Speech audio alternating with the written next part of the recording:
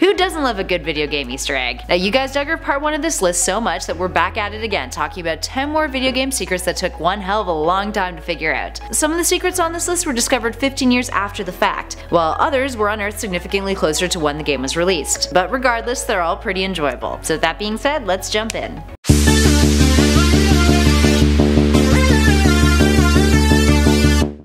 In our number 10 spot is Bubble Bobble with the power-up complexities. So there's a good chance that at some point in your life you've played Bubble Bobble. It's one of the most memorable platformers out there. So what's its secret? Well, for years players thought that many of the events in the game were triggered at random. There wasn't a specific pattern anyone could spot concerning when a power-up would appear. It's been widely accepted that there was a certain level of unpredictability in the game, but turns out that wasn't actually true. When hackers had a go at it, they found out that Bubble Bobble meticulously tracks each player's actions and achievements. For example, how many times you've jumped in the game, or blown bubbles or popped them. And this tracking determined what power-ups the game fed you.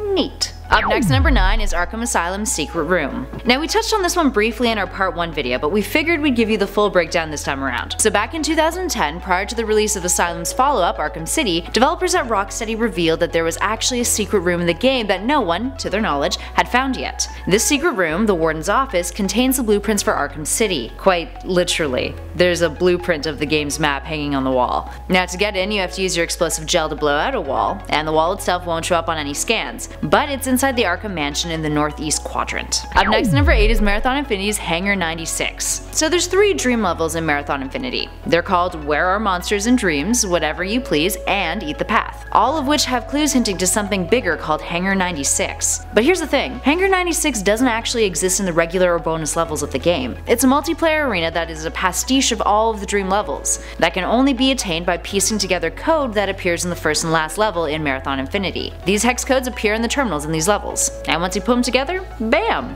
Hangar 96. I mean, there's a lot more work required than just that, but look it up, give it a Google. Up next, number 7 is Deus Ex Invisible War. Party time. While this game is not a fan favorite compared to its predecessor, it has a pretty hilarious Easter egg that involves flags and toilets and parties. Sounds like a good time. So in the final level of the game, grab a flag and then flush it down one of the toilets in the bathroom. This will warp you into a party at Club Vox, and features the game's characters busting a move. Up next, number 6 is GTA 5's Dial This Number. So we brought up some of the bigger GTA 5 secrets in our last video, but here's a fun strange one for you guys this time around. Found by Twitter user named Karma Ingram 1, if you dial the number 1-999-367-3767, a random explosion will go off close by you. There's actually a bunch of different GTA secret phone numbers that once called trigger dialogue events. It's kinda neat.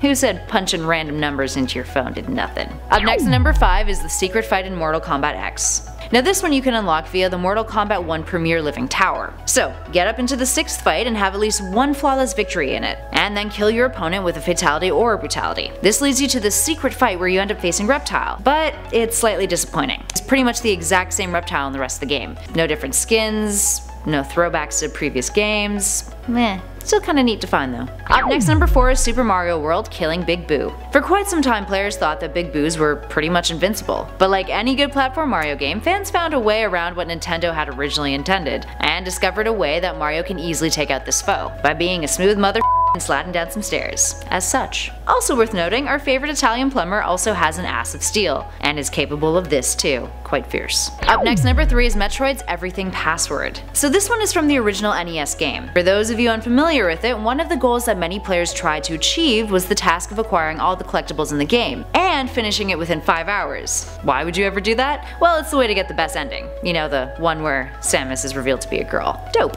Anyways, turns out there's an easier way of accomplishing this. There's a password that unlocks everything in the game. All of Samus's power-ups. Everything you need to kick butt and get there within 5 hours and not struggle. So it's known as the Everything Password, and players just need to pop in Narpus Sword 0 and then another 12 zeros. It's the only conventional cheat code that was ever inserted into a Metroid game by developers, and it makes you one hell of a force to fight. Up next, number 2 is GoldenEye: The Citadel. GoldenEye is a pretty important game. Back in the day, it made a huge splash on the N64, and it's still considered as one of the more important first-person shooter games that aided in the development of first-person shooter games to come. Developers Rare did a bunch of interesting stuff with the game that they patched up and then fans eventually unearthed, including a secret level called the Citadel. So technically, the Citadel is an unfinished level that only has the stage background built in. Players realized that there were remnants of it in the coding, and one went so far as to building the necessary setup to make it playable. There's also a boat that you can find stranded in the middle of the water that is supposed to take you there, but because they never finished the level, it doesn't exist. Or it technically does exist, but not within the narrative scope of the game. And finally, in at number 1 is GoldenEye, the ZX Spectrum emulator. Some more GoldenEye for you guys to end off this list. And this one actually wasn't uncovered until 2012, 15 years after the game's initial release. So Rare had put in an emulator that they were toying with in the game, which they never bothered to take out and just patched up. The story goes that Rare was considering the possibility of emulating titles for the ZX Spectrum, which was a British computer system that came out in 1982, and the code was popped into GoldenEye and was just never removed.